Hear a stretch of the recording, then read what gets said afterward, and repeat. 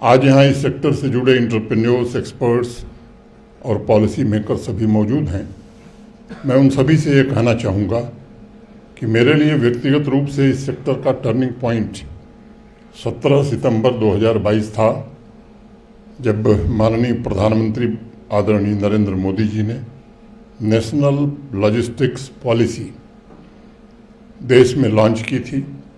और मैं मानता हूं कि पिछले 3 वर्ष में इस पॉलिसी ने लॉजिस्टिक्स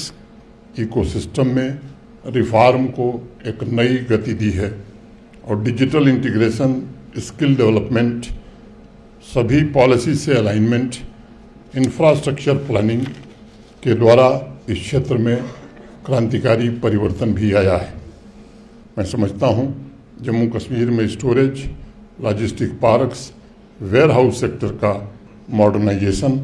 और देश के अन्य हिस्सों की तरह इस सेक्टर पर विशेष फोकस जम्मू कश्मीर की इकॉनमी में बहुत बड़ा रोल प्ले कर सकती है। हम बड़ी संख्या में नए रोजगार सृजित कर सकते हैं, जीडीपी में इस सेक्टर का योगदान बढ़ा सकते हैं तथा जम्मू कश्मीर के ट्रेड और एक्सपोर्ट में भी ऐतिहासिक वृद्धि दर्ज करा सकते हैं। 1 दशक पहले अगर किसी ने कहा होता कि लॉजिस्टिक्स सेक्टर